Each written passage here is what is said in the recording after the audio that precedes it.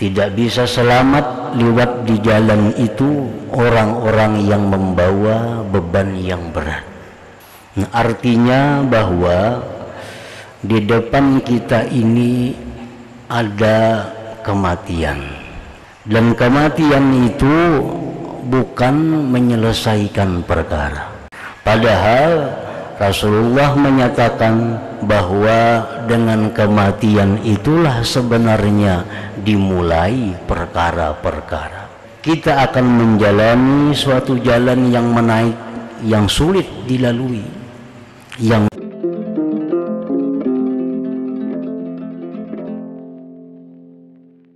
para muhibbin rahimakumullah, tatimmatun ay hadhihi tatimmatun. Akhrajal Bazzar bisanadin hasan, inna baina aydikum aqabatan ka'uda la yanju minha illa kullu muhib. Wa Tabarani bisanadin sahih, inna wara'akum aqabatan ka'uda la yajuzuha al-muthqilun.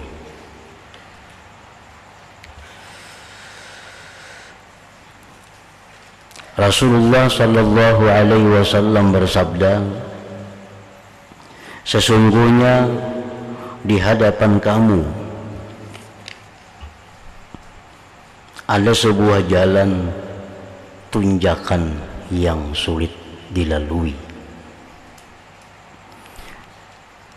Tidak bisa selamat daripada jalan sulit tadi kecuali tiap-tiap orang yang ringan bawaannya. Riwayat yang lain menyebutkan bahwa di belakang kamu ada satu jalan menanjak yang sulit, yang tidak bisa lewat di jalan itu orang-orang yang berat bawaannya, pikulannya. Qala Abu Darda rawihi, perawi hadis ini, fa ana uhib an atakhaffafa litilkal aqabah, maka aku ingin bahwa aku meringankan untuk itu jalan yang naik, yang sulit. Wal ka'ud bi fathin fadammil hamzah al aqabatus sa'ibah. Nah, para muhibbin rahimakumullah,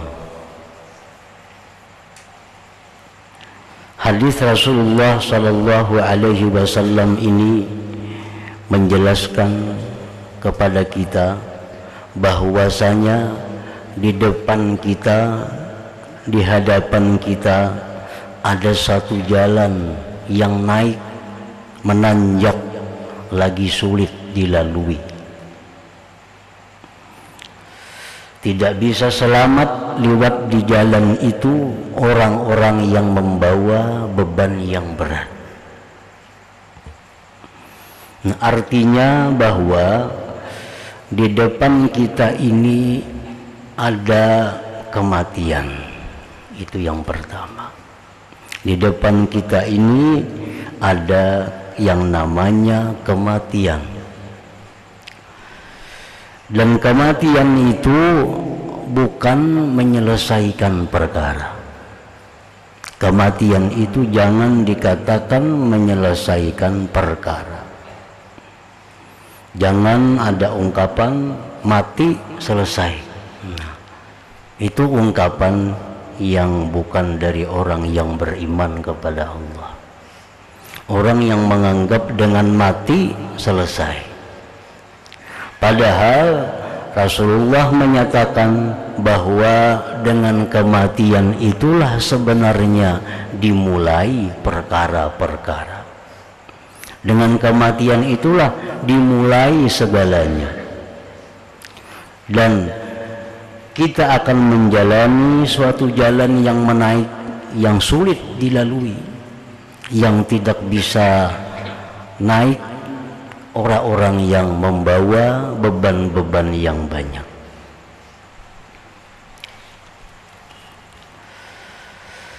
Wa Tabarani kharaja sallallahu alaihi wasallam yawman wa huwa akhidun bi yadi Abi Dzar faqala ya Aba Dzar a'alimta anna baina aydina aqabatan ka'uda la yas'aduha illa al-muhibbun.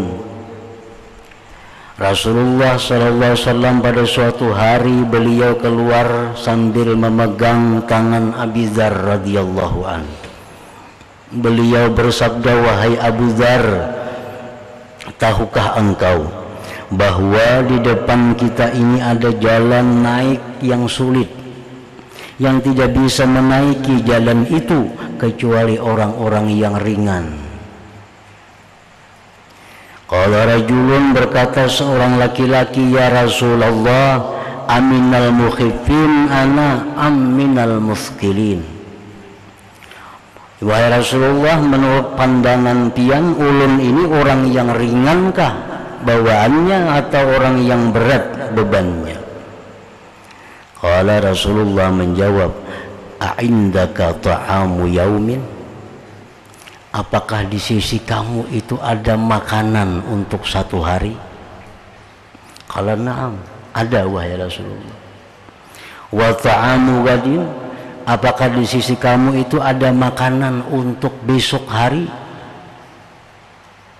Qala wa ta'amun ba'da gadin? Adakah di sisi kamu itu makanan untuk 3 hari? Qala la, tidak ada, ujar laki-laki tadi. Ulun ada berisi makanan untuk sehari cukup, tapi hari berikutnya kada punya makanan. Qala, bersabda Rasulullah, lau kana indaka ta'amu salasin, andai kata kamu mempunyai makanan yang cukup untuk bertahan 3 hari, kunta minal muskilin, maka engkau termasuk orang yang berat bebannya. Nah, para muhibbin rahimakumullah, jadi artinya hadis ini menunjukkan kepada kita bahwa yang dimaksud dengan beban yang berat itu adalah harta. Makin banyak kita punya harta, maka beban kita semakin berat dan semakin sulit untuk naik ke jalan yang menanjak yang sulit tadi.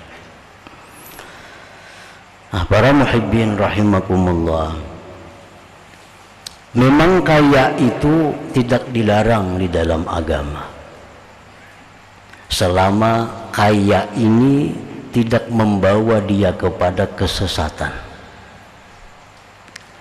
Nah, kaya itu bukan diharamkan di dalam agama, selama kekayaannya itu tidak mengganggu dia ibadah kepada Allah Subhanahu wa ta'ala.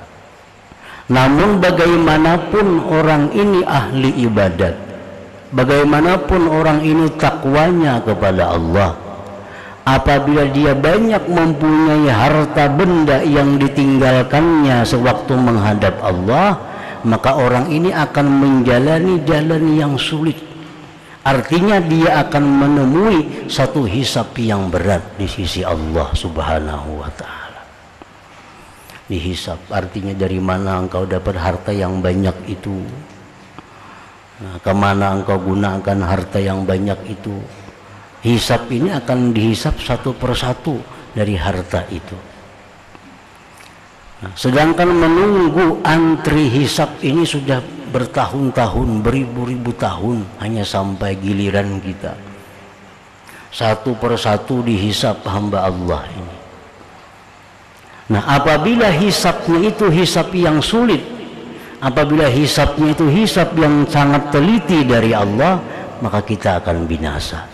Kita akan kewalahan mempertanggungjawabkan harta-harta yang diberikan Allah Subhanahu wa ta'ala. Nah, para muhibbin rahimakumullah, bagaimana caranya bagi kita yang punya harta?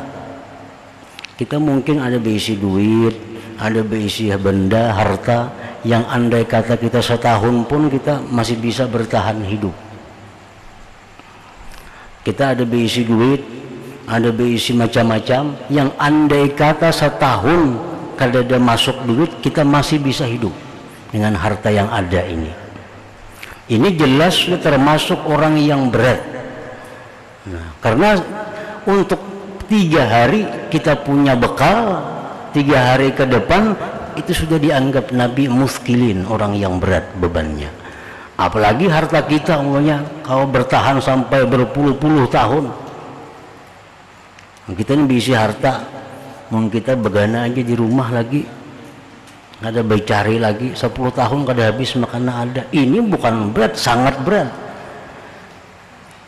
Artinya apa? Andai kata dia mati, dia akan menemui hisab yang banyak, pertanyaan-pertanyaan dari Allah Subhanahu wa ta'ala.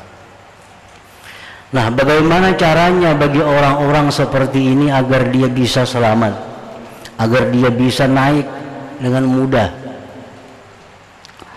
Nah, pertama, dia senantiasa mengontrol harta bendanya itu. Senantiasa dia mengontrol harta bendanya itu dari mana datangnya. Nah, kalau ada harta benda ini yang bersangkutan kepada orang lain, atau harta benda ini ada hak-hak orang lain, maka serahkan hak orang lain itu kepadanya. Sehingga harta yang tersisa itu murni benar-benar harta kita yang halal. Nah, satu itu. Karena kalau di harta kita ini ada harta orang lain yang kita ambil dengan cara kada bujur. Di harta kita ada harta bercampur yang macam-macam. Nah, kita mati tanpa ada pemisahan-pemisahan harta sebelumnya, ini sudah jelas mati dalam keadaan susah dan sulit. Nah, jadi harta benda kita ini kita kontrol, kita cek, adakah kita ini punya hutang kepada orang, adakah kita ini punya kewajiban-kewajiban yang belum terbayar, adakah kita punya pembantu buruh yang selama ini bekerja lawan kita, kita lupa membayarnya. Nah, kita periksa itu. Nah, kalau ada itu selesaikan. Habis selesai, sehingga harta yang tersisa ini adalah harta mutlak halal, kada ada bersangkut paut dengan orang lain. Nah, ini satu jalan. Sehingga harta ini menjadi harta kita yang mutlak, yang halal, tanpa ada ikatan dengan harta orang lain. Satu itu. Nah, lalu dilanjutkan cara yang kedua. Sebagian harta-harta kita ini jangan sampai kita bawa mati. Artinya apa? Artinya kita mati itu harta masih milik kita, sehingga terjadi waris mewaris kayaknya. Nah, hendaknya harta ini lebih dahulu meninggalkan kita sebelum kita meninggalkan harta. Harta yang sudah kita bersihi tadi, harta yang sudah bersih, yang sudah kita yakini ini harta halal, kalau ada sangkut paut dengan orang lain, hendaknya harta ini lebih dahulu meninggalkan kita sebelum kita meninggalkannya. Nah, bila demikian halnya, maka kita mati, kita akan membawa beban yang ringan. Nah, membawa beban yang tidak sulit untuk menanjak naik ke jalan yang sulit tadi. Nah, macam apa caranya? Nah, kita beriakan harta ini. Beriakan lawan siapa? Terserah kita.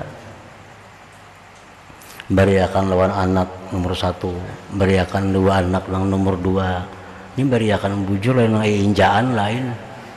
Ini ada orang beri anak ke injaan mana diambil kena. Ini beriakan bujur. Anak nomor 1 beriakan, anak nomor jam nak kayak ambil toko di situ, jam ambil yang anak nomor 2 ambil toko nang di sini, anak nomor 3 ambil toko di sana. Nah, itu ambil bujur. Nah, beriakan bujur. Nah, jam di sini, bini ini aku ambil di sini. Nah, sehingga harta yang tersisa itu memang harta yang bujur-bujur kita perlukan. Nah, Tidak ada lagi harta yang dianggap berlebihan dari keperluan kita. Nah, sehingga kita mati, pertama orang mewaris kada ribut lagi membagi-bagi, karena sudah dibagi berdahulu. Yang tersisa cuma sedikit, yang hanya untuk biaya hidup sehari-hari, untuk biaya kita mati, biaya berubat, hanya sekedar untuk bisa sedekah. Nah, kalau demikian halnya, kita akan membawa beban yang ringan matinya. Beban yang ringan itu. Kalau kita membayangkan orang mati, bertinggal harta, saling banyakkan harta, hutang di situ kamari banyak. Harta orang lain ada, banyak upah-upah karyawan buruh nang belum tabayari. Hartanya pulang kada jelas, belum dibersihi, mati. Nah, ini yang disebut Nabi muskilun ini. Ini disebut orang yang sangat berat bebannya, dan dia dipastikan Nabi tidak akan lulus, tidak akan bisa selamat di jalan itu, karena banyaknya harta yang mesti dipertanggungjawabkannya di sisi Allah Subhanahu wa Ta'ala. Nah, jadi artinya kekayaan itu kada dilarang dalam agama. Silahkan kaya, tapi kaya yang benar, kaya yang mensyukuri nikmat Allah. Nah, untuk selamat tadi, nah, kita sisihkan harta, waspadai.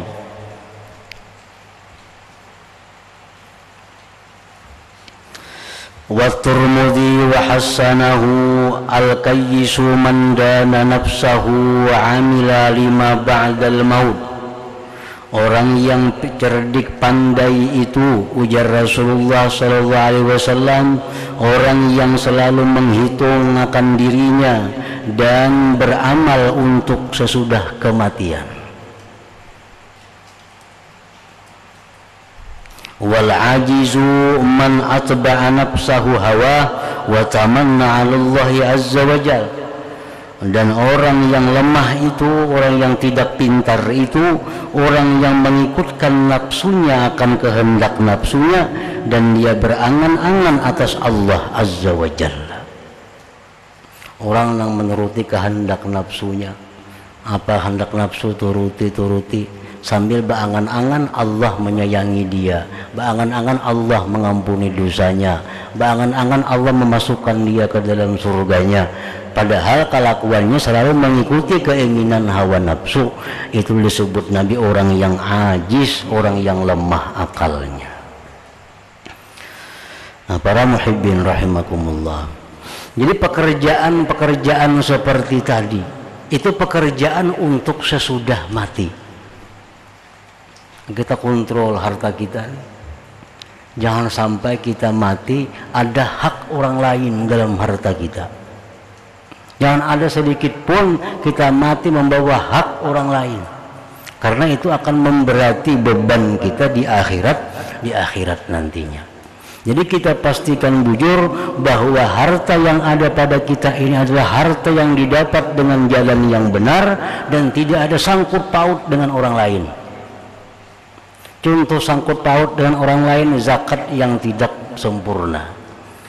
Nah, menghitung zakat, hitungannya kada pas, hitungannya kurang, maka harta kita itu ada hak-hak orang yang mestinya diberi zakat. Nah, ini ada sangkut paut dengan orang lain. Nah, bila kita bekerja membersihkan harta dari hal-hal yang demikian tadi, itu pekerjaan ibadah.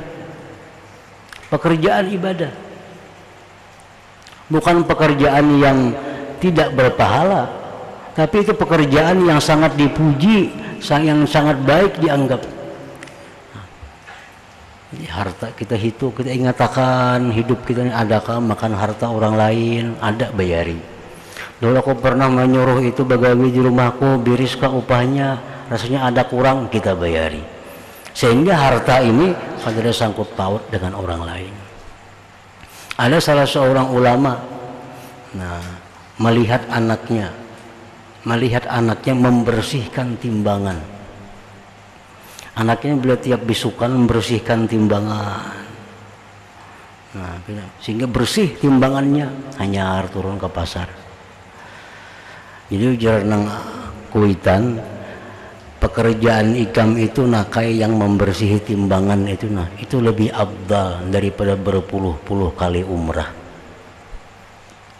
Akan membersihkan timbangan supaya jangan termakan hak orang lain. Berusaha teliti jangan sampai mengambil hak orang lain. Dibersihkan timbangan dengan sebersih-bersihnya. Nah, pekerjaan membersih timbangan itu pekerjaan ibadah, pekerjaan yang sifatnya untuk sesudah kematian, dan itu dikatakan Rasulullah SAW termasuk orang yang pintar. Orang yang pintar itu ya Nabi, orang yang menghitung dirinya, hitung diri kita, kira-kira mati ini sakit atau kada, kira-kira di akhirat kita banyak kada masalah yang kita hadapi. Nah, kita hitung berdahulu kematian itu. Kayak kita musafir juga, kita musafir misal hendak ke Makkah umrah, kita sudah berhitung mulai rumah ini, sudah berhitung bersama duit sekian kira-kira cukup. Nah, bersama pakaian kira-kira sekian yang cukup, bersama obat-obatan bagi yang penyakitan ini cukup. Nah, ini berhitung berdahulu sehingga musafir itu dia akan menemui kemudahan-kemudahan. Nah, begitulah musafir kematian, musafir yang lebih panjang, lebih jauh lagi. Nah, lihat Nabi kita orang yang pintar, orang yang menghitung dirinya itu. Wa amila lima ba'dal maut, dan dia beramal untuk sesuatu sesudah kematian. Wal ajiz man atba'a nafsahu hawaha wa tamanna 'ala Allahi azza wa jal, dan orang yang lemah akalnya, lemah kepintarannya, orang yang mengikutkan nafsunya akan kehendaknya dan berangan-angan atas Allah azza wa jalla. Gawian maksiat, beangan-angan dapat ampunan Allah. Nah, ini orang yang lemah akalnya. Yang berhak beangan-angan orang yang dapat ampunan itu orang yang tobat kepada Allah. Orang yang memperbaiki dirinya itu berhak beangan-angan dimaafi Allah. Kalau orang yang masih melakukan maksiat, orang yang masih suka melakukan dosa, beangan-angan dapat rahmat Allah, itu orang yang kada pintar, yang lemah kepintarannya, lemah akalnya. Nah, para muhibbin rahimakumullah, wal Bukhari, dan riwayat Imam Bukhari, al jannatu aqrabu ila ahadikum min syiraki na'lih wan naru mithlu dzalik. Ujar Nabi kita lagi bahwasanya surga itu lebih dekat kepada salah seorang kamu dari tali sandalnya sendiri. Wan naru mislu zalik, dan neraka itu pun lebih dekat kepada kalian daripada tali sandal kalian. Artinya jarak kita dengan surga itu hanya napas. Begitu napas ini berhenti, nah sudah kita ke surga atau ke neraka. Nah, jadi sangat dekat kita ini dengan surga bagi orang ahli surga, dan sangat dekat dengan neraka itu orang yang ahli neraka. Kenapa? Napasnya ini. Begitu napas ini terhenti, tak terhenti. Nah, sudah kemana ini buliknya? Bisa ke surga bagi ahli surga, bisa ke neraka bagi ahli ke neraka. Jadi jangan dianggap jauh, surga dan neraka itu sangat dekat kepada kita, lebih dekat daripada tali sandal kita, ujar Nabi SAW. Wal Hakim wa sahahahu, riwayat Imam Hakim dan beliau sahihkan hadis ini. Iqtarabatis sa'ah, kiamat itu sudah dekat. Dilihat dari tanda-tandanya. Nah, kiamat itu sudah dekat. Anak-anak banyak nang durhaka kepada orang itu tanda-tanda hampirnya itu sudah lumrah. Anak zina bertebaran di mana-mana itu tandanya hari kiamat. riba, zina sudah masuk ke dusun-dusun, tanda hari kiamat. Nah, iqtarabatis sa'ah, dekat itu kiamat. Wala yazdadun nasu 'alad dunya illa hirsa, dan tidak bertambah manusia atas dunia itu melainkan tamak. Nah, jadi artinya makin dekat dengan kiamat itu, maka manusia-manusia di masa itu makin tamak kepada dunia, makin tidak merasa puas dengan apa yang sudah diberikan oleh Allah Subhanahu wa ta'ala.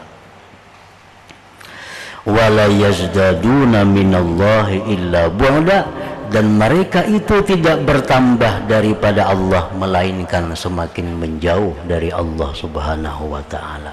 Jadi makin dekat dengan hari kiamat, hubungan manusia makin jauh dengan Allah. Makin dekat hari kiamat, makin jauh manusia dengan Allah. Artinya orang-orang sudah semakin banyak lupa kepada Allah, orang-orang semakin banyak melanggar hukum Allah, orang-orang semakin banyak yang maksiat kepada Allah. Nah, itu semakin dekat kiamat, semakin banyak kemaksiatan yang kita lihat di muka bumi ini. Dan itu sudah dibacakan oleh Nabi SAW 1400 tahun yang sudah lalu. Nah, kemudian wal hakim wasahahahu igtanim khamsan qabla khamsin.